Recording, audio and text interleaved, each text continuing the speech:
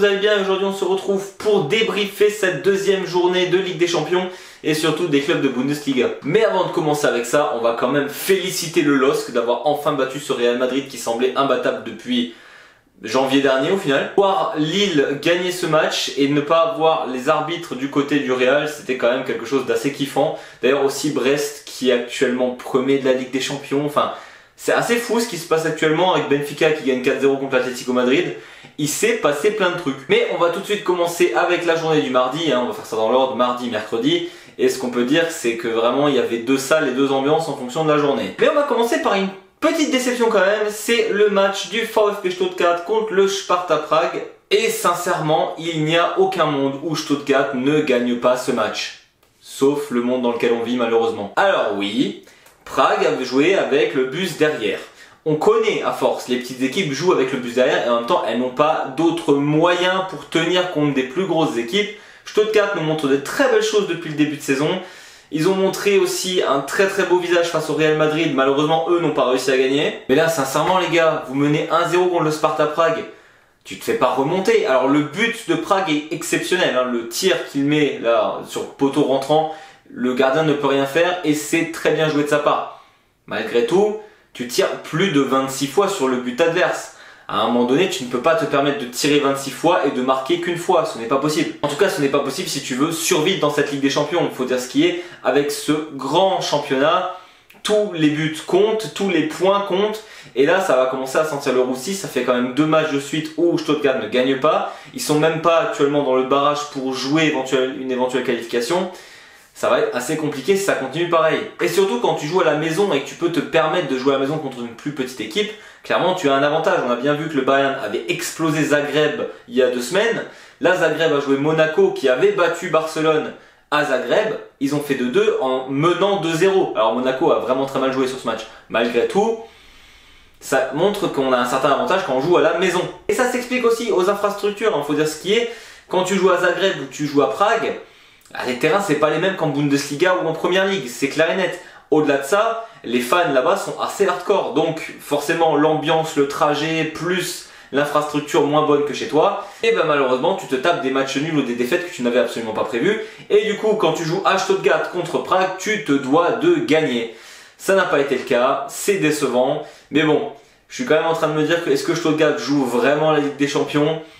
On verra. Mais bon, ça aurait été bien d'avoir la première victoire depuis je crois genre 2009 ou 2010 de Stuttgart en Ligue des Champions. Ça serait bien que ça revienne un jour. En tout cas, on espère qu'ils feront enfin mieux la prochaine fois. Et on s'attarde tout de suite à 2 matchs très kiffants de la part des Allemands. On va commencer avec le match que je pensais aborder à la fin.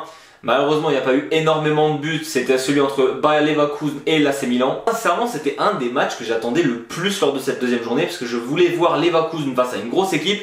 Et on peut dire ce qu'on veut, l'AC Milan, c'est peut-être pas la forme olympique actuellement. Malgré tout, historiquement en Ligue des Champions, on peut pas nier que c'est une des meilleures équipes de l'histoire. Et ben merci Mike Maignan, pour l'AC Milan en tout cas. Leverkusen les a bouffés. C'est assez fou de se dire que contre le Bayern, ils ont joué pareil que Milan contre eux. Radecki a été extrêmement bon, le gardien de Leverkusen sur ce match. Il faut dire ce qui est, il a aussi fait quelques arrêts très cruciaux pendant ce match. Mais malgré les stats qui sont assez équilibrés, Leverkusen a donné l'impression de surnager. Déjà un but hors jeu en première mi-temps sifflé contre eux. À chaque fois que je regardais le match, j'avais l'impression que Leverkusen avait le pied sur le ballon. Les attaques étaient beaucoup plus dangereuses de la part de Leverkusen. Et sans un Mike Maignan impérial pendant quasiment tout le match en fait, eh bien là c'est Milan, il se serait pris une sacrée déroutée. Faut dire ce qui est, Mike Maignan c'est vraiment un gardien exceptionnel. Malgré tout, on a bien vu quand Leverkusen joue son jeu offensif, Wirtz, il est absolument impérial dans la construction du jeu dans l'offensif de Leverkusen. Et évidemment, les 2 joueurs que je trouve toujours très impactants qui sont Grimaldo et Frimpong, la passe de Frimpong sur Boniface est absolument géniale. Et d'ailleurs Boniface, incroyable match, il est en train de reprendre un sacré niveau lui aussi. Franchement Leverkusen quand ça joue comme ça fait très peur. Et c'est pour ça que je suis assez étonné qu'il n'ait pas essayé de jouer comme ça contre le FC Bayern München. Parce que Leverkusen quand ils jouent leur jeu offensif, c'est vraiment une des plus grosses armes offensives d'Europe.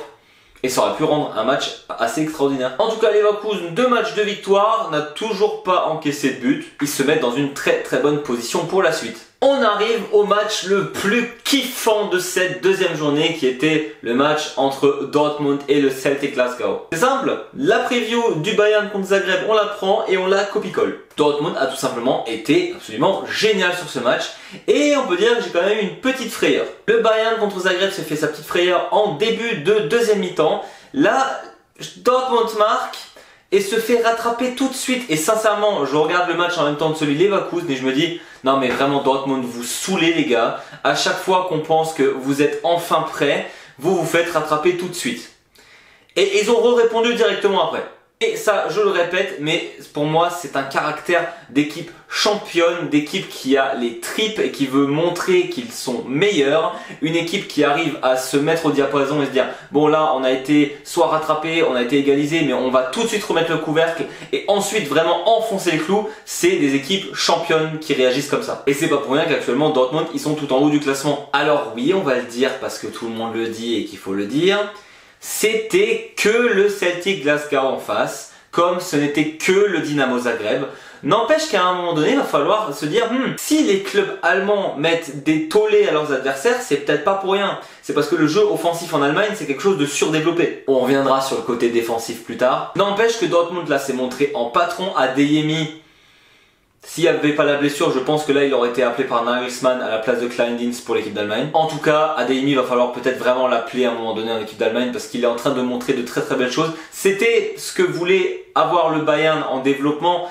Il est allé à Dortmund au final, mais là on voit que le développement d'Adeyemi c'est très très fort. Guirassy s'est extrêmement bien adapté au groupe et il faut dire ce qui est, en fait toute l'équipe de Dortmund a été très très bonne pendant ce match. Même Kobel a eu 2-3 interventions à faire, il les a faites.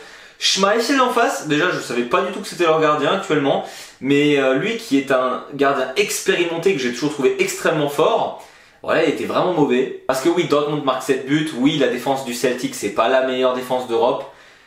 Ah par contre des fois les placements, c'était pas ça. Mais bon, c'est que le Celtic Glasgow, malgré tout, Dortmund est venu à marquer les buts qu'il fallait. On rappelle que chaque but compte lors de cette compétition. Dortmund se met dans une place extrêmement bien pour la suite. Et à un moment donné, si le Bayern l'a fait, Dortmund l'a fait, qui sera le prochain club allemand? J'espère sincèrement pas que c'est Leverkusen qui fait la même à Brest dans quelques semaines. Après Brest actuellement, incroyable ce qu'ils font. Mais là ils vont quand même tomber sur un club de classe vraiment beaucoup plus forte, donc j'espère pour eux que ça finit pas aussi en grosse tollée. En tout cas, Dortmund a été excellent, rien à dire là-dessus, et peut-être qu'ils ont enfin lancé leur saison, peut-être qu'ils se sont assez rassurés pour montrer qu'ils sont capables de faire mieux à partir de maintenant. On va voir ce que ça donne. Et là, on arrive à mercredi. Moi qui avais décidé de marquer un titre du genre « Ah, si vous aimez, c'est allemand », un truc du genre.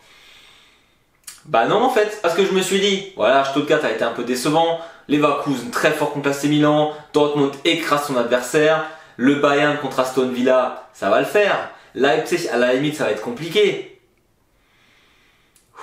Mais dans ces contextes-là, c'est énervant. On va commencer par le RB Leipzig. Alors le match était super, faut dire ce qui est, c'était un très beau match. À quel moment tu mets des buts à la Juventus Turin, qui est actuellement une des meilleures défenses d'Europe, il n'encaisse quasiment aucun but. Leipzig en marque 2. Déjà, c'est très très fort marquer 2 buts contre la Juve. Et à un moment donné, tu marques 1-0, tu te fais rattraper tout de suite. Tu marques 2-1, tu te fais rattraper assez vite. Mais c'est pas ça le problème. Tu marques le 2-1. Le gardien prend carton rouge. Alors déjà, très gentil, parce que sincèrement, est-ce qu'il le touche vraiment ? Franchement, je sais pas. La VAR, même en le voyant, j'ai pas bien vu. Il donne carton rouge au gardien. Ok. Tu as penalty, tu le marques. Ok. Tu te fais égaliser à 10 contre 11. À la limite, tu dis, ouais, coup de chance, c'est la Juve. Mais tu prends le 3-2 derrière. Alors, effectivement, Turin, ça reste historiquement un très gros club. Quand tu marques déjà 2 buts en n'étant pas en supériorité numérique, tu vas pas commencer à en prendre 2 ensuite en étant à 1 de plus. Ça n'a aucun sens. J'étais énervé devant ce match. À un moment donné, Leipzig a les capacités, avait la force offensive. Ils avaient tout pour gagner. C'est vrai que Turin, Vlahovic, il est exceptionnel. Le gars, il est en forme de feu. D'ailleurs, dans les meilleurs 9 du monde actuellement, il se place assez haut. Et il y a quelque chose que j'ai déjà dit, moi, les déclarations d'avant-match, ça m'énerve quand tu ne les tiens pas. Avant le match, tu as des joueurs qui ont dit « Oui, la Juventus va galérer contre nous. » Effectivement, ils ont galéré contre vous. Sauf que là, Vous êtes juste ridicules les gars. Vous étiez à 11 contre 10, vous meniez 2-1 et vous perdez ce match. Non, c'est pas pardonnable. À la maison. Parce que j'ai pas précisé, ils étaient pas à Turin actuellement. Hein. Alors oui, Sesko, il est incroyable. Openda pendant ce match, inexistant. Xavi Simons, il sait plus cadrer un tir. Et franchement, se faire avoir sur la possession de balle du moment où tu es à 11 contre 10, juste frustrant. Sincèrement, Leipzig veut être un club qui veut aller loin de nouveau en Ligue des Champions. Ok, ils n'ont pas des adversaires faciles, ça joue contre l'Atlético, ça joue contre la Juventus. Sauf que contre l'Atlético, ça perd en toute fin de match. Et contre la Juventus, ça n'arrive pas à garder un score du moment où vous êtes à 11 contre 10. À un moment donné, arrêtez de parler. En tout cas, pour l'indice UEFA, bof. Ah oui, on va pas préciser que Leipzig a aussi tiré quasiment 10 fois de plus que la Juve sur le match. Mais bon, bref. Là, on va parler du dernier club allemand qui n'avait plus perdu un match de phase de poule de Ligue des Champions depuis le 27 septembre 2017 contre Paris.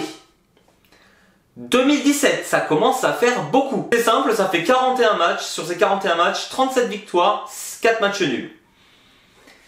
Et puis ça joue à Aston Villa, vraiment un des meilleurs clubs d'Europe. Bon, Vincent Kompany a décidé de faire des petits changements lors de ce match.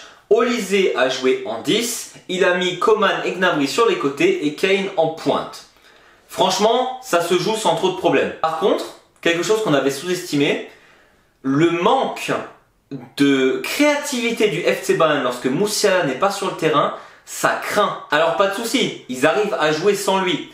Mais par contre, zéro idée. Olysée était un peu partout sur le terrain, je suis assez d'accord qu'il a essayé des trucs.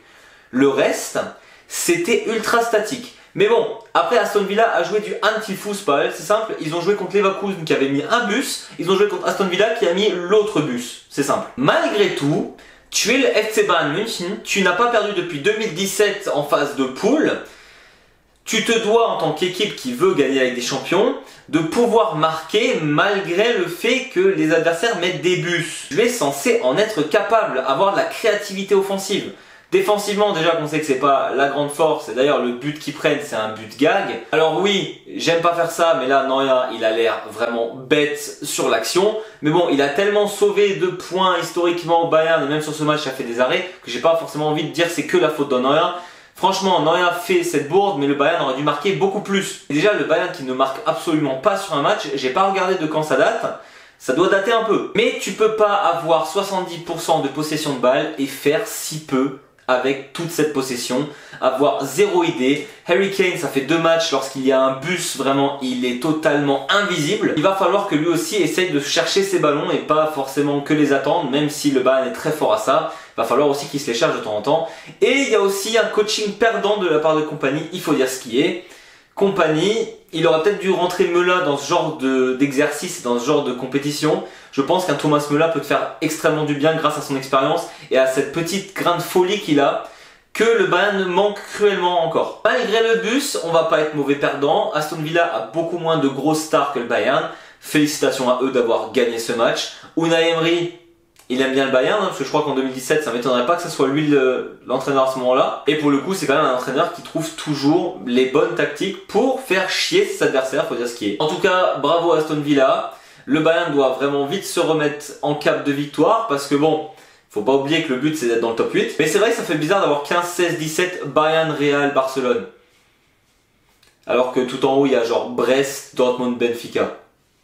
C'est les joies de la nouvelle Ligue des Champions, je suppose. Pour finir, on peut dire que mardi, c'était une super journée, que Stuttgart a un peu déçu quand même, et que mercredi, les clubs allemands se sont chiés dessus. Voilà, c'était tout pour moi. Si la vidéo vous a plu, n'hésitez pas à mettre un petit pouce bleu. On se retrouve très bientôt pour de futures vidéos, et d'ici là, je vous dis, c'est à vos.